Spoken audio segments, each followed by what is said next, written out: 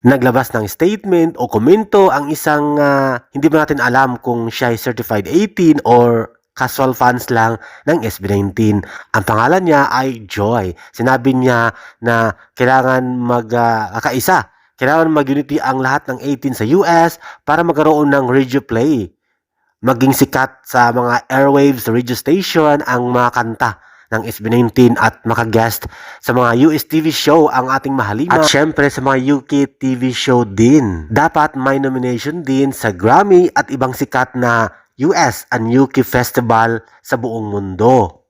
Sinabi din niya na hindi sapat ang mga digital songs na nakasali sa mga music chart, kundi dapat ay laging piniplay ang mga kanta ng SB19 sa mga radio station sa US at sa UK. Hindi laging mga digital chart lamang, kundi nomination sa Grammy at iba pang mga sikat at malaking music festival sa Amerika at sa UK.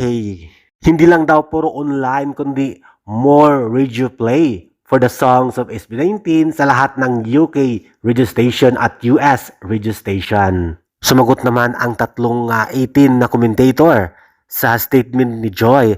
Mas maganda talaga daw ang US radio play na sana lahat ng mga kanta ng SB19 ay ma-play sa mga US radio station at mga UK radio station na kung saan maging popular ang mga kanta lalo ng SB19.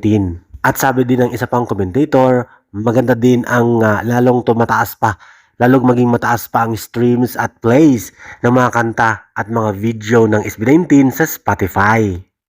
Thank you for watching, guys. See you in the next video and update. Please like and subscribe to my channel. Keep watching. God bless everyone, and always remember, be yourself and be a good one.